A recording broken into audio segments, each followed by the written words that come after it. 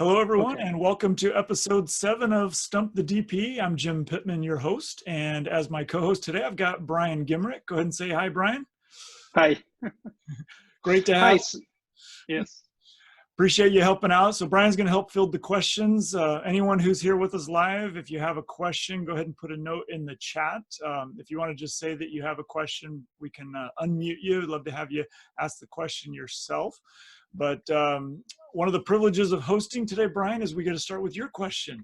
You Right. actually shot me a quick note by email the other day, and I thought it would be good to go ahead and cover it here on Stump the DP. So why don't you go ahead and start us off with the first part of that question?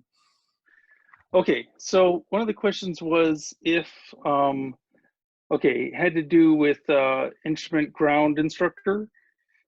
So if I am a instrument rated pilot but I'm not a flight instructor, but I have taken the instrument, when I took the instrument exam, written exam, I also took the instrument ground instructor exam.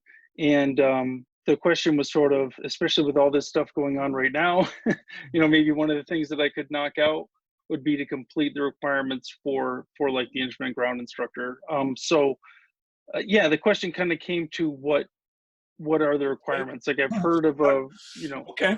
Well, so most people become a flight instructor, and that takes care of the requirement to do ground instruction to be able to sign people off for written tests.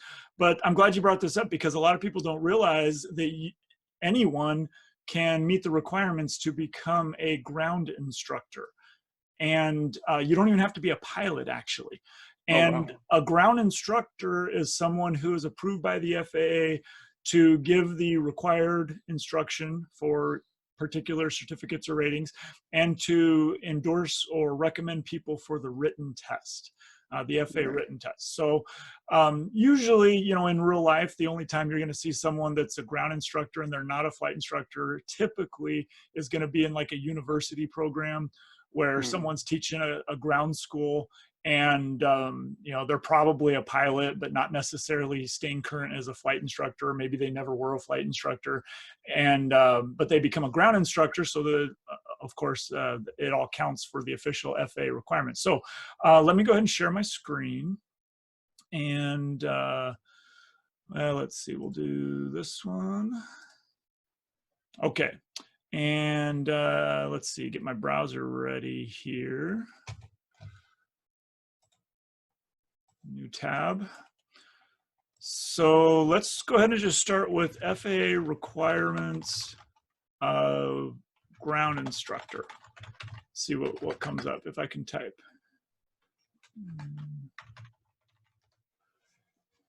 And it helps if you can spell. All right, so Gleim has some stuff they've written up. We actually, let me go ahead and open that in a different tab. So FSIMs, if you really want to get geeky about regulations, this is something as a DP we dig into the what's called FSIMs, and it's actually a great reference to be familiar with. The FAA has been working on reorganizing a lot of the rules that the FAA inspectors and designees follow. So the document that controls what I do as a DP, just a little aside here, is called 8900.1. And there's so much in here, it's not even a printable document like it used to be. It's actually, it lives online, and they expect us to use it online. So for example, 8900.1, and to do this, it was just fsims.fa.gov. And then 8900.1, Volume 5 is Airman Certification. And then most of what I do is going to be in Volume or Chapter 2 of Volume 5, which is Part 61, Certification Pilots and Flight Instructors. And these are basically the rules, the policy that governs what we do, both the people who work for the FAA and designees like myself. Just a quick explanation of what came up from this Google search, because I can see right here that it is in from FSIMS, and this is issuance of ground instruction. So these are actually step-by-step instructions of what it would take someone to become or to issue that certificate to someone who's qualified. So it's pretty technical the way it's written. This shows those, you were mentioning some of the exams: basic ground instructor, instrument ground instructor, advanced ground instructor, and fundamentals of instructing is what these acronyms stand for. Again, if you guys are looking for some real geeky official information, there's a good one. I kind of like this one that popped up from Gleim. Here you go. This is going to be a little bit more down to earth or user friendly. So here's the basic requirements. There is a minimum age of 18 years old. And let me make sure I'm on the right page here. So this is instructor or ground instructor. No, this is flight instructor. I thought they had one just for ground instructors. Let me do another.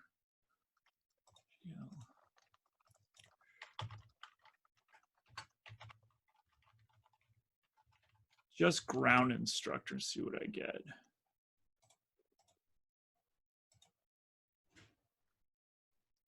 You should become a ground instructor. Okay. Yeah. Here you go. Misconceptions. You have to be a certified pilot. Incorrect. We talked about that. Myth number 2, it has to be renewed. That's actually not true. So a flight instructor certificate is only good for 24 months, but a ground instructor certificate never expires. There are some currency requirements, and looks like they talk about that in here. But basically, as long as you're actively teaching, you stay current, and there's no requirement to renew it. Benefits: you could teach a ground school, you could teach, and I don't know how many opportunities there are to go out and actually give instruction, but you've already done the work, you already took the test, so you might as well. I think that's kind of where you're coming from. So so by policy, a DPE like myself, well, let's back up. So you do an IACRA application, just like you do for any pilot certificate. After you have the application done, you'd make an appointment with either the FAA or a DPE, and you would show your identification, you would show the written tests that were required, and then that person would issue you a new temporary certificate, or not a new one. You would keep your pilot certificate. They would give you a separate ground instructor or advanced ground instructor, instrument ground instructor, whichever you're doing. Give you a temporary certificate, and then the FAA would issue the permanent certificate that comes in the mail. So it's a very similar process to any other FAA certificate. The other piece of the puzzle, though, is as a DPE, I only have certain authorizations in the Designee Management System, DMS is what we call it. And I don't believe that I have that box checked for me. And I don't know how many DPs do that. And the reason is our local FAA here in Arizona, this actually came up recently. Someone contacted me online. He wanted to do his, I think, his advanced ground instructor. So I sent an email over to my FAA guy. They're all working from home right now. The office is closed effectively. And I asked him if I could do that. And he's like, well, we really like to do those in the office. Unless there's some reason that the guy needs it for his job, he can wait till we open the office, was basically what I got. So there's policy, there's rules, and then there's also kind of the day-to-day operations of getting it done. So it's not just as easy as, oh, I know Brian, you show me your test and I give you the temporary. Our local FAA still likes to kind of control and do those things in the office, which is fine. It's absolutely their right and ability to do that. So that being said, you've already done the hard part. So I would say that being that you got those written tests done. So for anyone who wonders what we're talking about, let's go ahead and mention that real quick. You recently did your instrument rating. So you're a private pilot. You did your instrument rating, and you received some good advice to go ahead and do 2 other tests at the same time you did the instrument test. Tell us, let me go ahead and stop sharing. Well, I don't think there's really anything else here. You guys got the idea. So I'm going to stop sharing. Go ahead and tell us. I know the answer, but I'd rather hear it from you. What are those other 2 tests, and what is the logic behind you doing those when you did your instrument? Why would someone want to take 3 tests when you only have 2? Right. Right. So yeah, and how I ended up with the advice was I, was saying my goal is you know, over whatever period of time I can do it is to become a flight instructor. So, and here I am, I already had a private pilot and I'm working on the instrument. And so obviously the instrument written, not the easiest test. So I'm studying for it, and someone gave the advice that, well, if you're kind of planning on becoming a flight instructor, then you should so when you go in to take the instrument written, what you're technically taking is, they call it the IRA or whatever. So yeah, that's the one you need to take to get the instrument, to be able to then go on and take the instrument practical and everything. So then they said, but if you take the IGI, also the instrument ground instructor, and then the basically FII, is it flight instructor instrument? I might be getting these wrong. That sounds right. I think you got it. Okay, it's something like that. All these 3-letter acronyms that mean different types of things. They're basically, and I'm having, so they said, if you get all those, since they're all very similar, you can get them all done in the same week or something, and therefore you won't have to go back, and not that you want to forget this stuff anyway, but obviously studying for the test is maybe different than retaining the knowledge. So they said, it might be a good idea to do those now while you're doing the other one. So I did that. And so, but then I have, it's taken more time to go off, and, I got the instrument done, but obviously, especially right now, I'm not getting the other things done. So that's what made me think of, okay, well, I've got this instrument ground instructor written done. Maybe I should just finish the, check. That's the only thing I could do right now, I figure. So that's how it came to. I think it's a great idea, and good Yeah. on you for taking that advice and getting those tests done. So you say that the tests are similar. My understanding is that they're from the exact same database. Yeah, So, right. They were, yeah. Each test is unique because the questions are randomly generated by the system, but the pool of questions, the database for all 3 of those tests, is the exact same set of questions. Yes. So yeah, really, you just took the same test 3 times in a row, right. and you got great scores every time. Congratulations. Yeah, thanks. Those tests are only good for 24 calendar months. Right. So that's the thing, the consideration. I'm not going to say it's a downside, for someone like yourself that's planning to go through and do your commercial, your CFI, your instrument instructor. 24 calendar months should be plenty, but people need to understand those tests do expire. But so now, as long as you get your CFI and your, what we call the double I, the instrument flight instructor, then within that time, then you don't have to go take another written test for that. Now, there is another one called the FOI, Fundamentals of Instructing, and that's a big one. That's where we get into all of the stuff like the laws of learning and the what are they, the levels of learning, and all kinds of things related to being an instructor. And it's all great information, and something that I don't think someone can do that test too soon, but it's kind of its own animal.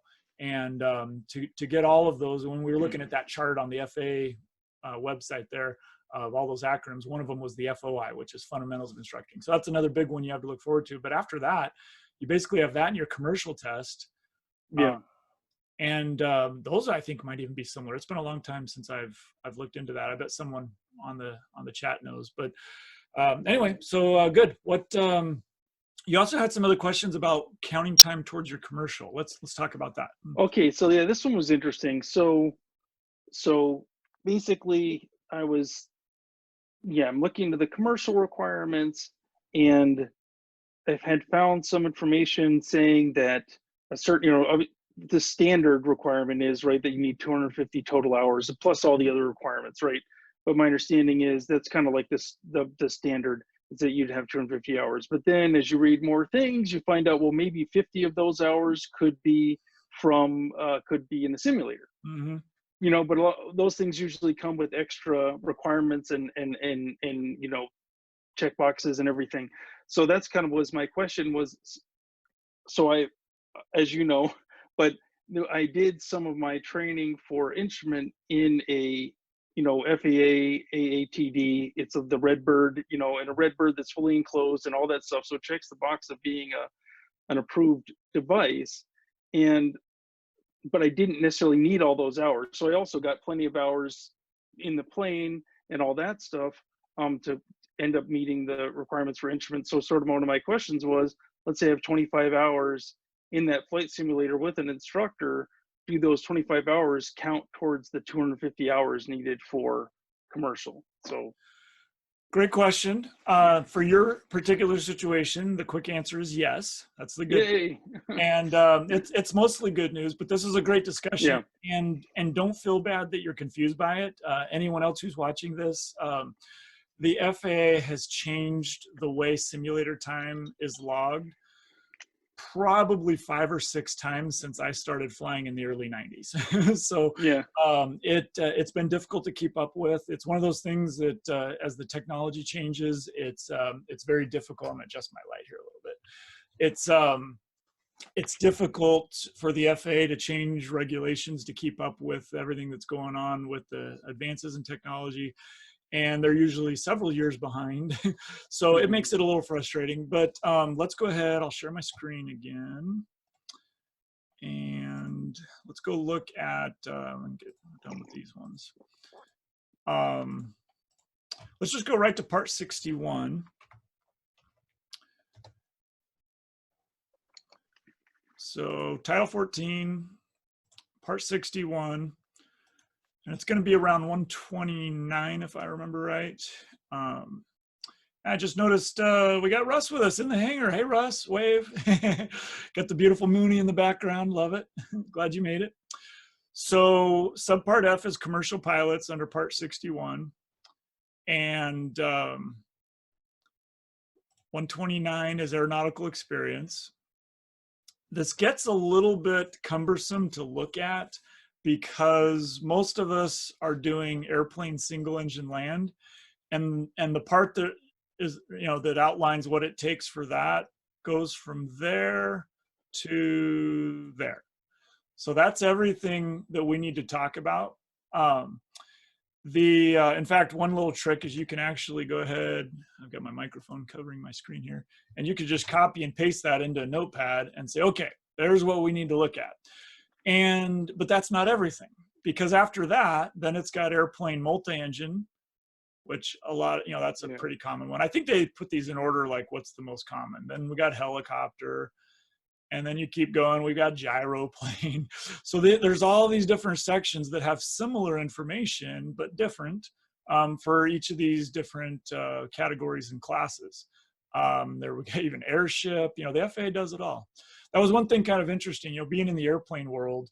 I rub shoulders with the helicopter people a little bit, but when we go to training, like in Oklahoma City, the initial training to be a DPE, those guys, their mind is in a whole broader place, because these are the FAA guys that work with all of these different types of certificates and ratings. And as rare as it may be to get an airship or a weight shift commercial certificate, the way they teach the classes is they're talking to everybody, and it kind of just, I don't know, I guess it was a little bit of a light bulb moment for me, like, oh, I guess there are other people in the world besides airplane and helicopter people. But anyway, so after you get all the way down below the balloon, then there's a different section here that starts balloon. I think it's this one right here. Permitted credit for use of a flight simulator or flight training device. And part of what has changed in recent years, in fact, when was that? Just last year, the year before, the FAA redefined the simulator. And basically now we have a basic ATD, advanced train device, and basic aircraft training device, an advanced aircraft training device, an AATD, an FTD, a flight training device, and then a full flight simulator, an FSS. And the important thing to know for anyone who's wondering for their particular situation, if you've got a simulator at your local flight school or FBO, you need to go look at the letter of authorization. I believe that the FAA regulations actually require it to be posted, like it has to be displayed on the wall. So there should be like a framed document hanging on the wall next to the simulator. It doesn't have to be framed. It could be in a 3-ring binder, next to the simulator, but somewhere where every time you go into the simulator, there should be a document. It's called a letter. Did I say letter of agreement? It's an LOA. It's letter of authorization. is what it's called. And it's a letter from the FAA to the manufacturer of the device.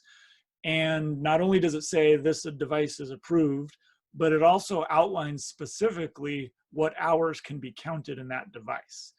And if you go look in yours for that Redbird FMX, Brian, it's going to say that it should say that 50 hours with an instructor counts towards the commercial 250-hour requirement. And that's what we see here is credit a maximum of 50 hours in airplane. And part of your question was, does your solo time in the simulator count? And the answer is no. And here's the answer right here. Was obtained from an authorized instructor. Yeah. So that means that it needs to be in your logbook, not just that the instructor was there, but that the instructor logged it as dual simulator instruction. And we use the word simulator generically there. And it needs to be signed by the instructor with the instructor's certificate number and expiration date, just like when you go for a flight. And there's a whole other set of regulations that talk about what is required to be logged. But when you receive that instruction from the authorized instructor, it needs to be logged properly. And there's your answer. So that's towards the 250. If I go back to my little notepad here, it's hiding behind my microphone. It's talking about this 250 right here. The 250 hours of flight time, even though it uses the word flight, an approved aviation training device like that Redbird counts towards that 250 per that paragraph that we were just reading. And then it goes on to talk about different things for helicopters. Most people know that a Part 141 school is an approved pilot school, and they operate under different regulations. Part 142 is an FAA approved simulator school. So think of a school like SimCom or Flight Safety, and I don't know exactly how those guys are regulated, but imagine a company that their business is doing simulator training. I believe Embry-Riddle got approved. They're a Part 142 school for their simulator department.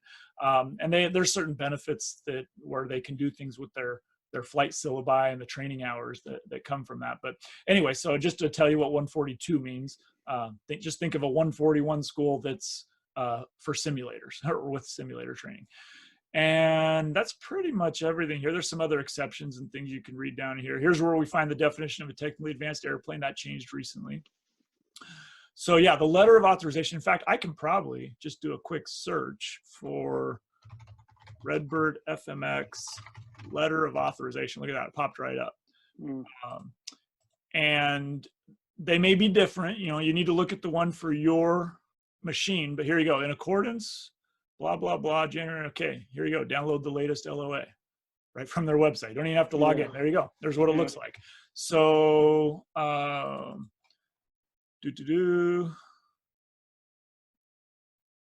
right there. 61,129, that's what we're looking at, commercial pilot, up to 50 hours. Boom. They don't spell out the instructor part here because it's already in the regulations. But yeah, everyone needs to make sure that they have that letter. Another important thing, a little side note, is in fact, I think it probably says it right in this letter, that this approval is void if any changes are made to the simulator. Yeah, I'm not going to bother finding it right now, but it's either here or it's in the advisory circular that governs flight simulators. And I've seen flight schools, I'm thinking of one in particular, that I kind of wonder, because I heard that they made some changes to the software, and basically they put a new version of it was a simulator that was approved for a certain version of X-Plane, an FAA approved simulator using like X-Plane version 9, and they thought it would be cool to put X-Plane version 11 on it. And I'm like, I don't think that's approved by the FAA, you know? So be careful. Those of you who are doing your training and those of you who are flight instructors, you need to watch that, because you would hate to do 50 hours in a simulator and then have someone from the FAA walk in and say that none of that time counted because the LOA was invalid, because they made a software change. So got to be careful with that kind of stuff. All right, more than you asked about, but it's great. similar or along the same lines, And I think when you emailed me about this, you said something to the effect of, if I used the hours for my instrument, you know, can I Right. also count them towards my commercial? And there's a common misconception with that. And I like to think of it as every time you do a flight hour, it's like earning a gold coin. And it seems logical to think, oh, if I spend this gold coin, you know, if I spend this flight hour that I had in a simulator over on my instrument, I don't have it anymore. How can I get that coin to spend it on my commercial? And that's not the way to think about it. In fact, you know, Okay. since I'm already sharing my screen here, let's just go pile of coins. Now let's get something to look at. So here's your, and you're an organized guy, so we'll do an organized pile. All right. There we go. Copy and let's see that one. Yeah, whatever. It's got a watermark on it, but we just need something to look at here. Okay, so here's your pile of flight experience. Okay, and maybe pretend some of these are different colors or they have different values, because the way you obtain each hour changes sometimes, right? Sometimes it's with an instructor, sometimes it's solo, sometimes you land somewhere more than 50 miles away, sometimes you don't. Sometimes you're wearing the hood, sometimes you're not. All these different things that represent requirements that the FAA has for different certificates and ratings, think of them as their own unique coin, okay? And they have different values in your logbook.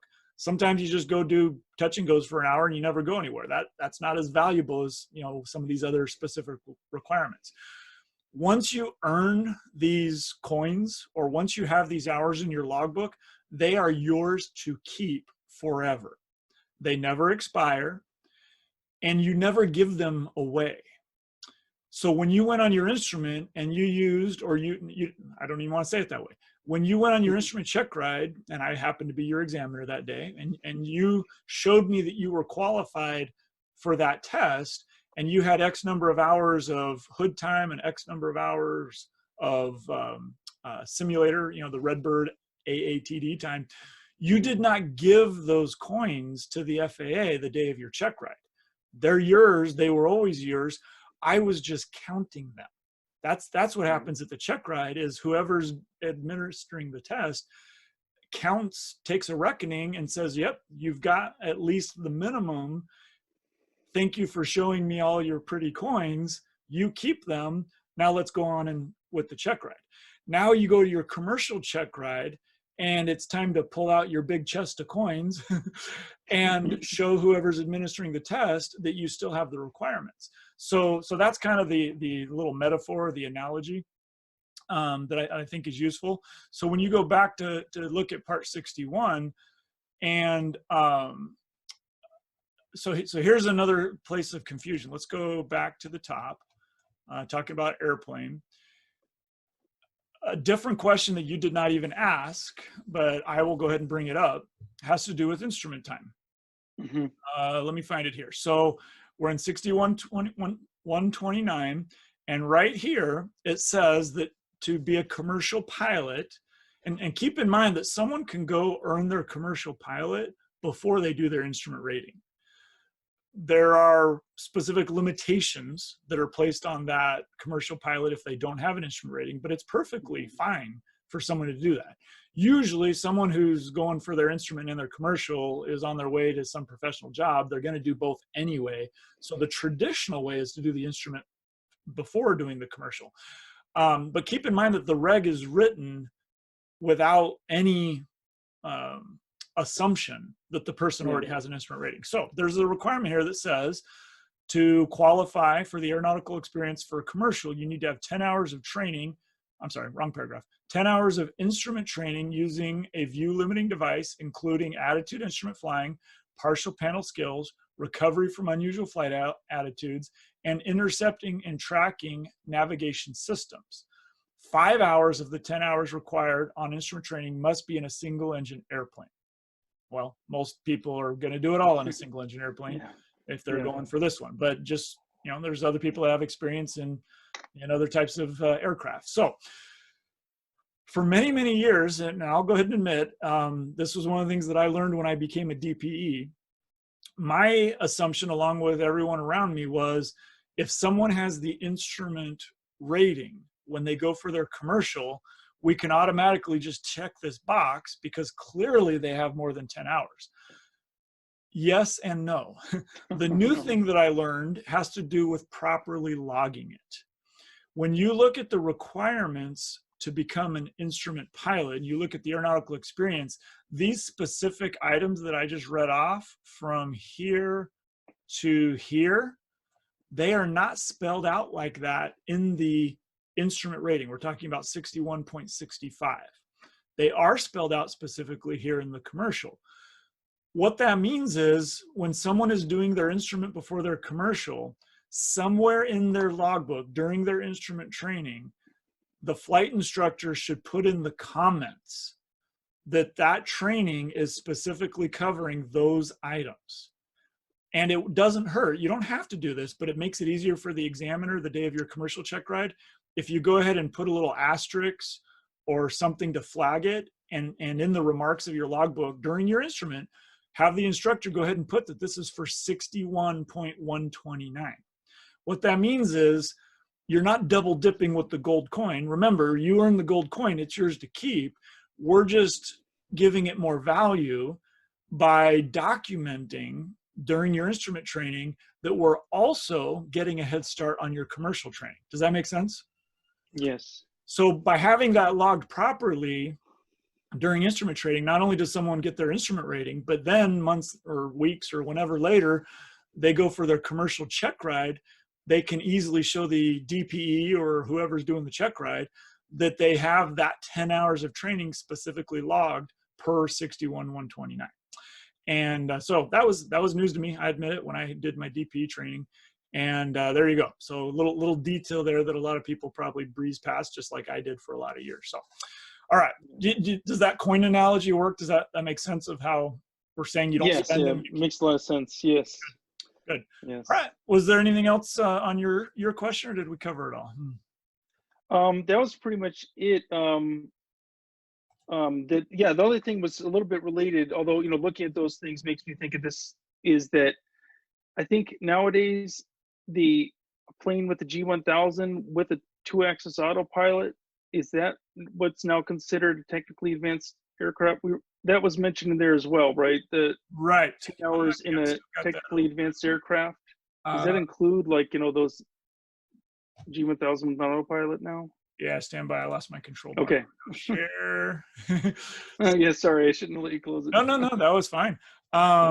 So that was all the way at the bottom here. The quick answer is yes. They have refined that definition a few times. I thought it was right here.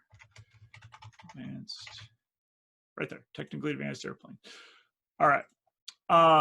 Technically advanced airplane, or TAA, means an airplane equipped with an electronically advanced avionics system. That's pretty short and sweet. Wow, they really shortened that up. So it used to say, and we're going to go electronically advanced system. It used to specifically say autopilot. I think that they might have moved it to 61.1, but let's just do a search for this. Well, there's AOP. Yeah, 61.1. Hey, you impressed, huh? Yeah, there you go. So let's go ahead and just go there. So 61.1 is definitions. Yeah, I don't think that's the whole definition. Whoops. Okay. Yeah. Sorry. Here we go. 61.1. All right. Definitions. Control F for advanced airplane. We got it 4 times. So there's that one. That one. Technically advanced airplane. What's the following? Okay, here we go. So this is in, where are we? Oh, are we back to 61.129? I think so. I just didn't go far enough down, apparently. Yeah, yeah, that was a fun little circle. All right. Unless otherwise authorized by the administrator, a technically advanced airplane must be equipped with an electronically advanced avionics system that includes the following installed components. Okay, sorry, I was hesitating there because I started looking down like, is this what I just read? But no, this is different than where we were. I'm pretty sure. Those of you who go back and watch the video, maybe I was already here, but I don't remember seeing this part, which is what I was looking for. All right, so it's got to have a PFD, some kind of a primary flight display. And it even lists exactly what needs to be there. So typically we talk about like the G1000, but even a lot of these aftermarket ones that you're seeing meet this qualification, which is why they keep having to change the definition as technology advances. Some kind of an MFD that has at least that. And here you go, 2-axis autopilot. And the display elements described, I'd have to go look that up. Oh, is that the same as that? Yeah, J, okay. Must be continuously visible. Huh, all right, that's interesting. So you can't have like one screen and switch back and forth, I think is what they're looking at. It's really, the idea is that you have a separate MFD and a PFD. So there you are. So that is 61,129, isn't it? Bottom of everything we were looking at. Yeah, there you go. Okay, and I'm sure you'll find the same definition. There's advisory circulars that have been written about this and other places, but there you go, right in the reg. So, man, you're making me be all kinds of official today. I don't think I've even given an opinion yet. Good stuff. Yeah. All right. Cool. Anything else? No, that's good. And it's good news just because I'm doing now what I did for the instrument rating, where I have like a spreadsheet and I took the regs that I could find anyway, and I tried to like go through those things, and I'm looking at a bunch of the commercial requirements, and from what I could see, it seems like several of them, you know, and I'm sure I'll double check some of these that we haven't talked about, but it seems, if this is true, it seems like a lot of them I have already, you know. Yes. So what's your total time right now, approximately? Like 160. Yeah. So the 250 is the big one. When you're doing commercial engine initial Part 61, that 250 is the big one. You already have the instrument rating. It's really just going to be learning a few new maneuvers, which are a lot of fun. You know, the Chandelle, lazy eights on pylons, power off 180, and steep spiral. I think I got them all off the top of my head. Right. So, and then, you know, flying like your short field landing to tighter tolerances than you did on private, things like that, which I think is all a lot of fun. The knowledge side is big on the commercial, you know, making sure that the oral is tougher than the private oral. But yeah, you're right. You've checked it off. There's a few specifics in there, you know, like a 2-hour day cross country, 2-hour night cross country, and a solo or two, and you know, that all counts towards the 250. So again, it's not double dipping. It's that you earn certain coins. You line flight hours a certain way, and they count, and they're yours. Cool. All right, boss. Well, now you get to act as the host here. Look at the chat and see if anyone else wants to chime in. Sure, definitely. Yeah. So if anybody has questions, just say hi in the chat or something, and I can unmute you. Or just okay. It's from where is Veronica? Okay, I'll unmute you here, and let me see. Unmute. Oops. There you go, Raj. You're up. Okay. How you doing, buddy? Hey, Jim. How are you? Good. Welcome back. So I have two for you. I have a easy one and a more tricky one. Any preference? Whatever order you want. They are not related. Bring it on. I got off to a good start, so I'm ready to be stumped. Well, let's start with the easy one. So it's about flow checks. So my question is, like, you have, let's say, a climb check, and you do a flow, and then you do a checklist. Then you have a level off. You do a flow check, and then you do a checklist. Now, the checklist might be different, but is the flow the same? Are you following like a same flow through your cockpit and then checking different things, or is the flow different depending on the phase? So now that we are, well, we're talking about my opinion now, just to say that there's no FA guidance on this. So just my opinion. And I've mentioned this before. I'll give him another plug. My friend Jason Miller, the Finer Points, he does a lot of good instruction where he talks about flow checks and how to use checklists. And I agree with what he emphasizes, and that is you basically always do the same flow check. And it keeps it consistent. It makes it easy. It helps with the muscle memory. We're talking about small airplanes, you know, like a Cessna or Piper or Cirrus, something like that. You're single pilot, you do the same flow check every time. And I think we talked about this recently, but I'll mention it again real quick. And something like a Cessna, you know, starting with yourself in the seat, like seat belt, seat back, most upright position, down to the floor with the fuel selector, and then up to the throttle mixture area, all the way over to the left, and then up to your instruments and all the way up to finish where the magnetic compass is. That's a nice logical flow. Something similar to that works in pretty much every general aviation airplane. Some airplanes will have circuit breakers over on the side panel, just extend the flow over to there. Some will have, I had a private applicant with an old Cherokee. He had the trim wheel up in the ceiling, so you can adjust the flow as needed for your particular airplane, but having something that goes in a logical order is what's best. And then to hold that checklist up in your field of view and read it, and just to confirm that you didn't miss anything. Now, that being said, there are times that it makes sense to maybe abbreviate things, something like an engine failure procedure where time is more critical.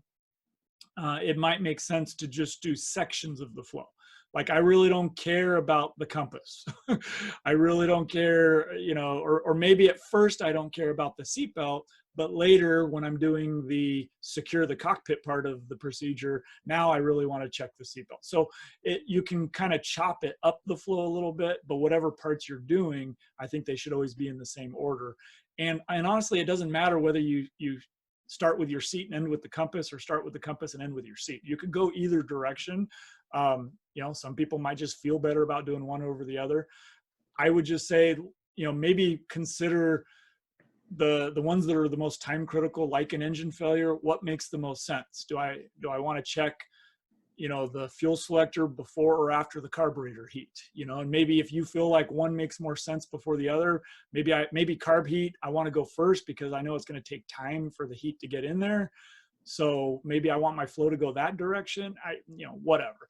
The flow should be done quick enough that it really doesn't make that big of a difference. But it's something to think about. So, all right, that was the easy one. Bring it on. Actually, so that gave me an idea about the carb heat question. So if you turn on carb heat, how long does it take for the ice to melt roughly? No idea. I've never. So keep in mind, I fly in Arizona, and pretty much all the flying I've done other places was either in a fuel injected airplane when I worked for Cessna, or it's in the jet. So someone else in the chat, if you've had real carb ice, please go ahead and chime in. But that would be a great question to put on Facebook, maybe in Greg Brown's group, and talk to someone who's actually had carb ice.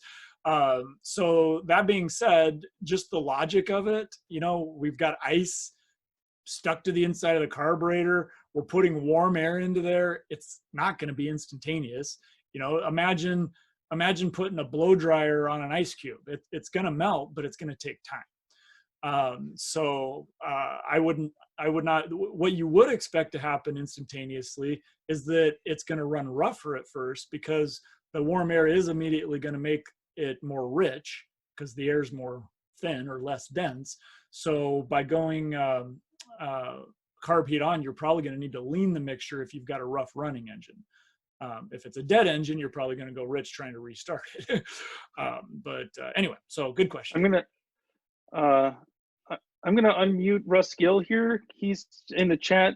Give him a chance to mention. I think he said he's had carb ice issues before. So let me just unmute him here. Jump in here, Russ. Let me see. Sorry, I'm still getting used to. There we go. You're doing great.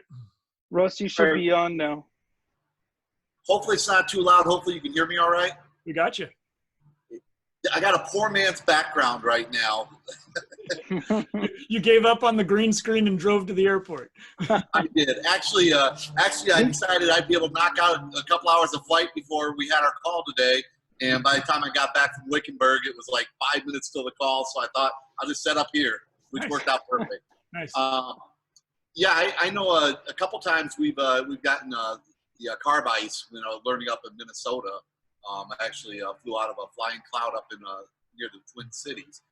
And especially when we go up towards the northern boundary waters up in northern Minnesota, if there was any moisture in there, you'd usually get some type of carb ice. You can tell usually because you start seeing the RPMs come down. You start seeing, you wouldn't necessarily feel, you wouldn't necessarily feel initially that the engine's getting rough, but you had to kind of pay real close attention. Because then once it started getting rough, it wasn't instantaneous when you turn the carb heat on.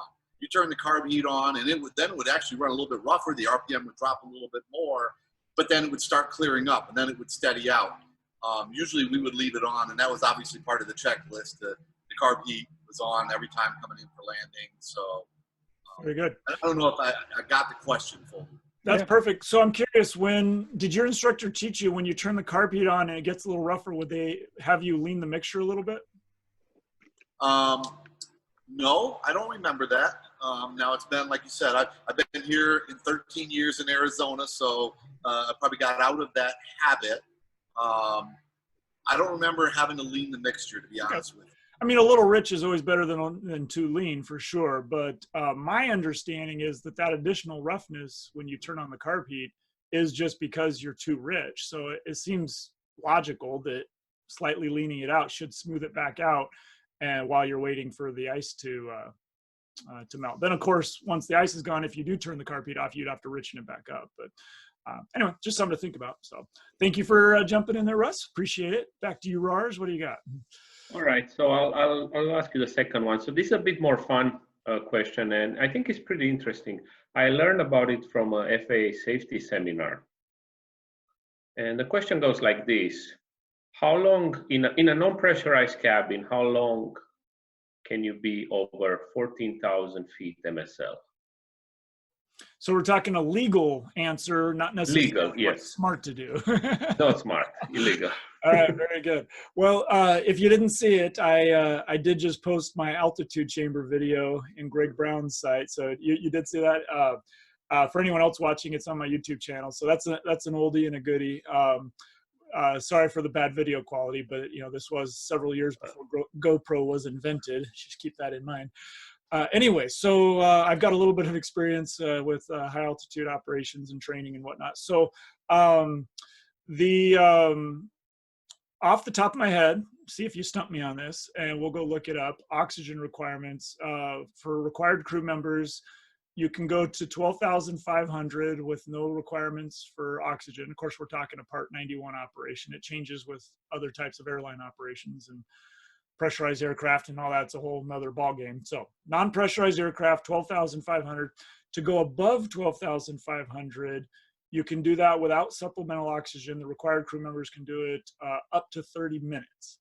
So as long as you're back to 12.5 in less than 30 minutes, then you're okay. More than 30 minutes, you got to have supplemental oxygen.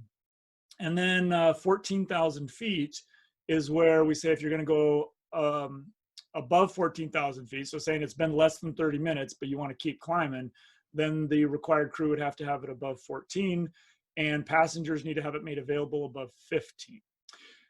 I'm guessing since you asked the question, there's a little caveat there that people miss. So you probably just stumped me, but that's the answer we're usually looking for on something like a commercial or a private check ride, or even an instrument. It could come up. All right, where'd my control bar go here? Let's share back to here. All right, so oxygen. That's a Part 91 question, and I don't have that one memorized. So we're just gonna go Part 91. And oxygen. 211. There you go. 91 to 11. All right. So you're saying if the cabin's pressurized? Was that what you're getting at? Or is there something else here? I think you highlighted the right part. So it's cabin pressures above. See, everyone just assumes that they're in an unpressurized airplane. So I guess that no, it's not. Yeah. So that's all that part is about unpressurized plane. But what you want to look at is the pressure altitude. So it's not MSL altitude, it's the pressure altitude. Okay. So even in an unpressurized airplane, the point is that you could have let me think which way it would go. High pressure. So you could have a very high pressure system. You could be right at 14,000. Well, let's just do the 12,500 because that makes sense. You're going to be there more than 30 minutes. So you could be right at 12,500 VFR, and the altimeter setting, well, let's take it up. Let's say we're IFR at 13,000 feet. Okay, I'm trying to make up a scenario here. So we're IFR at 13,000 feet and the altimeter setting is 3092. Okay, standard is 2992. We're gonna make it easy and go a whole inch. Crazy high pressure. 3092 is your local altimeter setting. You are at 13,000 feet. And we'll say standard temperature, okay? So the only thing that's non-standard is the pressure. Where does the airplane feel like it's at? Or what is your pressure altitude? With that high of a pressure, the airplane's gonna feel like it's 1,000 feet lower or it's at 12,000 feet.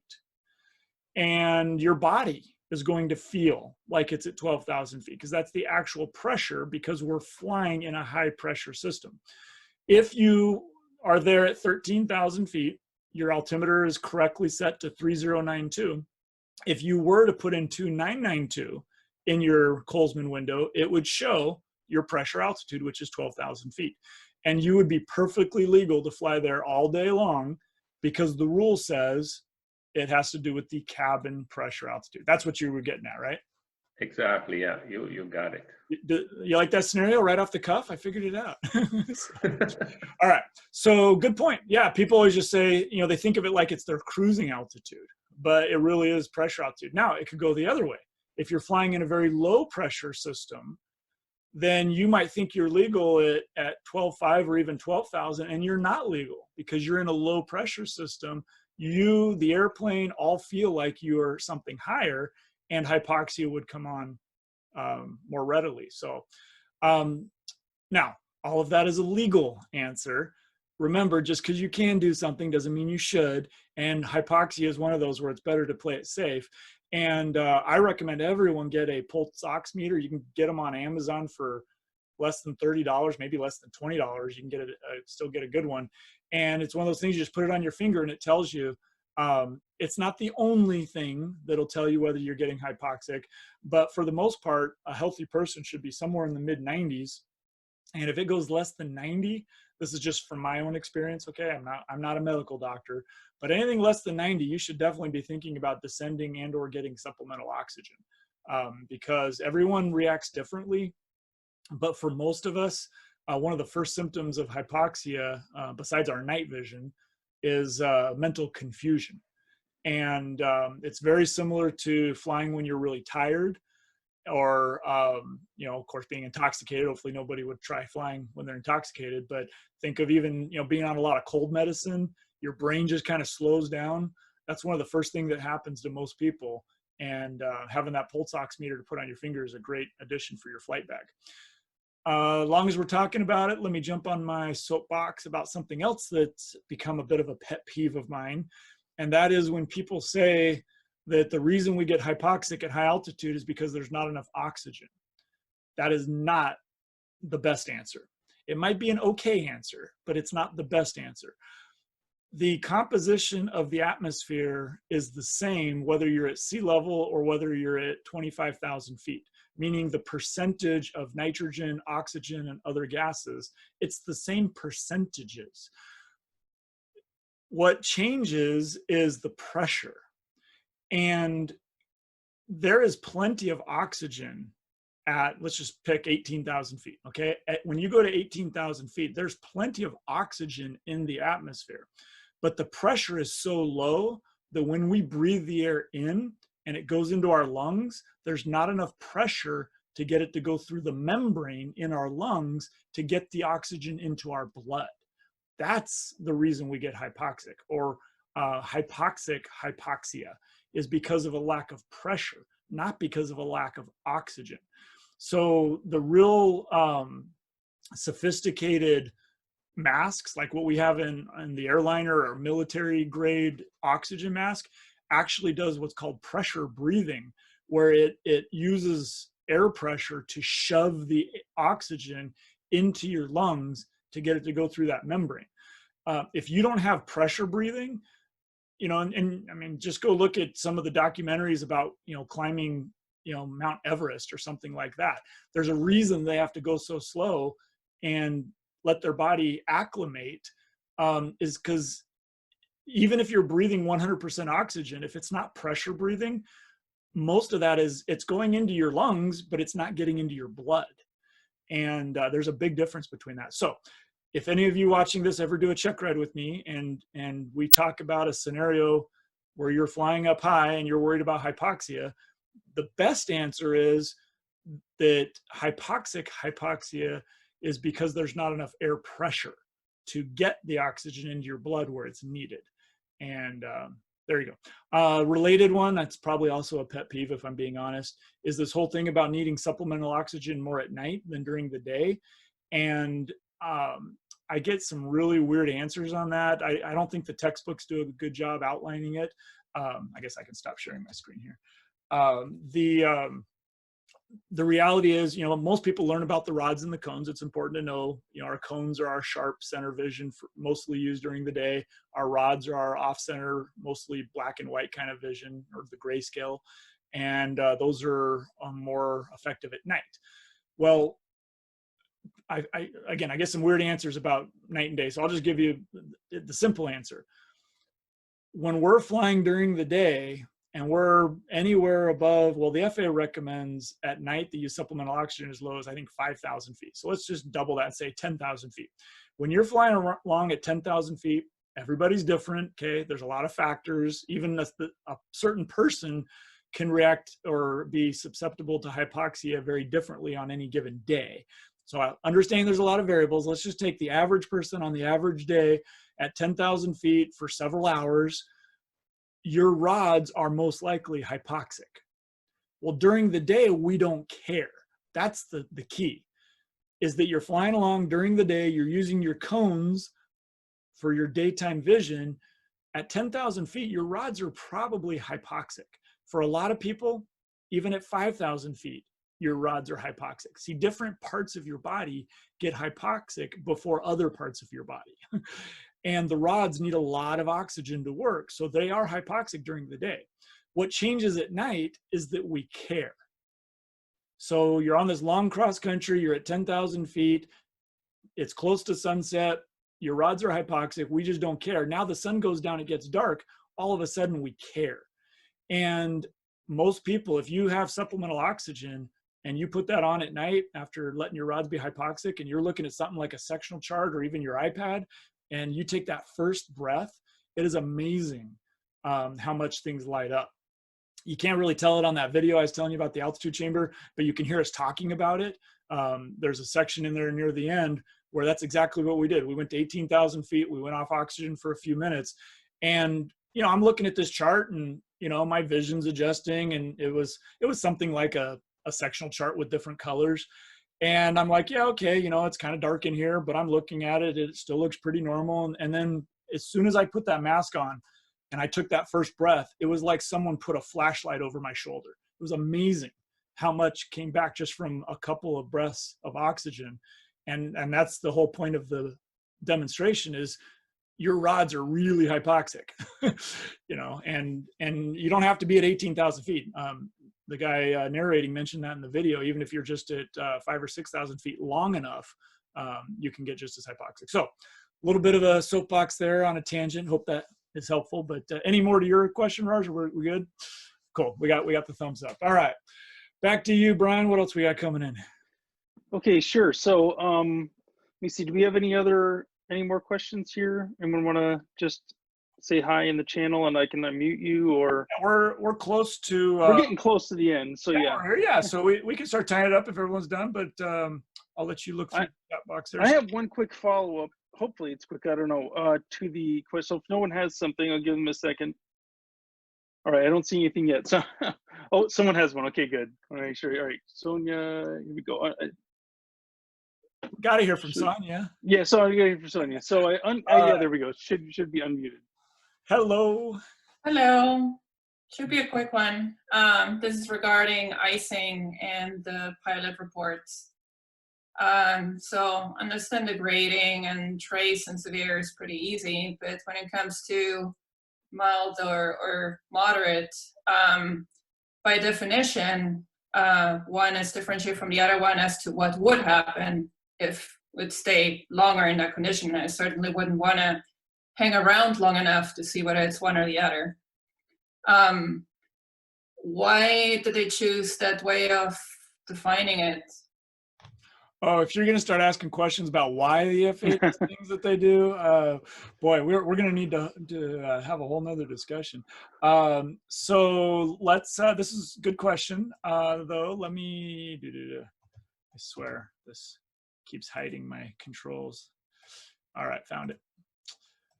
All right, so back to new browser here. Let's just type in FAA icing intensity. And that's probably a good one. That might be good.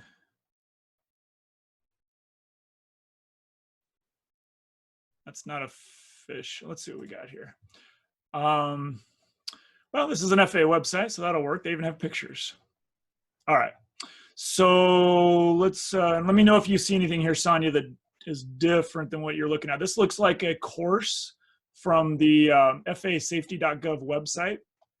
So it was, you know, could have been written by a flight instructor or anybody, but let me see if I can zoom in a little bit here.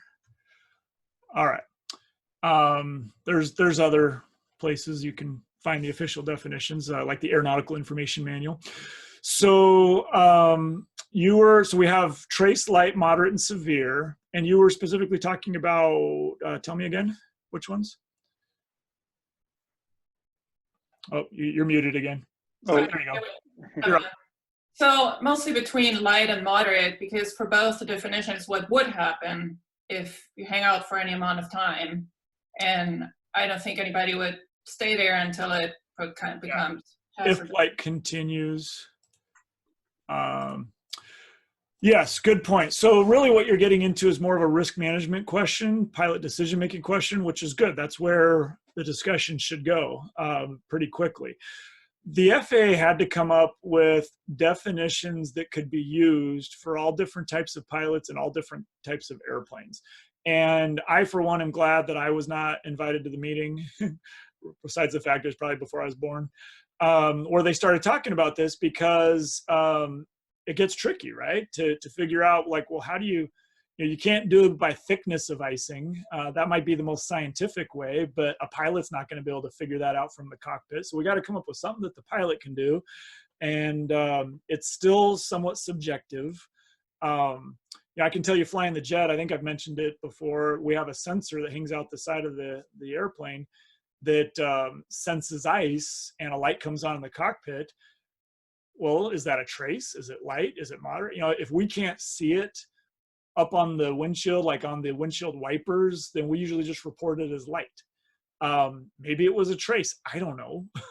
And then, and also we have to see it to know whether it's rime or clear or mixed. So, yeah, it is somewhat subjective, but I think if a pilot studies these, and when you know what the definitions are, you can start to kind of understand. The only other reference I would have for you is, well, two actually. The official one first, which is NASA.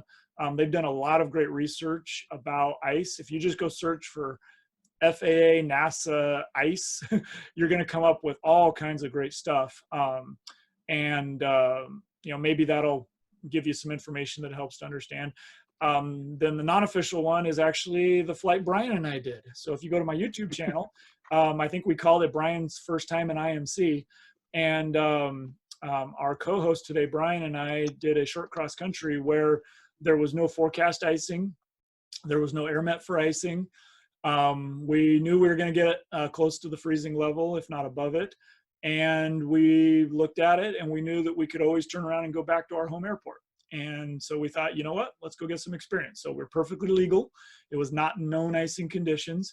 And sure enough, we started picking up, at first it was just snow that was sticking to the tire. And that's not icing, that's snow. And we're in a 172 with no wheel pants. So at the very first, and that's one thing you can see really well in the video, is just the snow on the front of the rubber tire. But watching the wing strut, the windshield, the wing, there was no ice sticking to the airplane that we could see other than that little bit of snow. But it was only a few minutes later that we got just a trace, and it took us just a couple minutes to be like, okay, is this sublimating away or is it accumulating? And as soon as we could see that it was accumulating, we diverted and went back to our home airport just like we planned. As soon as we started descending, it immediately broke off. So we were never in danger. But Brian, would you agree that was a good learning experience? Oh, it definitely was. Yes. And I got to have not only some flying in the clouds, but also seeing what ice looks like, right? seeing the ice and everything. Yes, it was definitely interesting. Yeah. So I don't know that that really answers your question, Sonia, but hopefully a couple resources to help. And just my understanding and agreement with you that they're not perfect definitions. It's kind of subjective. Like, how would you really know? You know, you're not going to hang around and see what happens. So it really just has, you know, maybe from experience, you kind of know, like, oh, look at that. You know, as an airline pilot, you know, like, oh, I can see that's really coming on. Let's report this as moderate because this is definitely more serious. And I can tell you as an airline pilot, anytime we see a report for moderate icing, we totally avoid that area. Like nobody, even airplanes like a jet that are certificated for flight unknown icing, icing's still not a good thing. Like pilots don't just go into ice when, you know, they have a choice to not. So we definitely avoid anything with moderate or greater icing, moderate or severe. So cool. Hopefully that helps. And just so you guys know, there's no real time limit on these sessions. I just want to be respectful of your guys' time. I appreciate you being here to hang out with me and socialize a little bit. So any other questions coming in there, or you want to go ahead and do yours, Brian? Yeah, so same thing. If anybody has something, just say something in the channel. And like I said, I have one that I hope is quick. So I was looking at the Fundamentals of Instruction, and, you know, obviously with a lot of things, the FAA has the books, like the, you know, the various free publications from the FAA, but I couldn't find anything about like that I could use. Maybe I just didn't look hard enough, but I wasn't sure like what were some good materials to study for that FOI exam, you know. Well, there is one, or at least there used to be, the right, maybe I just didn't find it. Flight Instructor's Handbook. So okay, let's go looking for it together. I'm sure it still exists. It has to. Sure.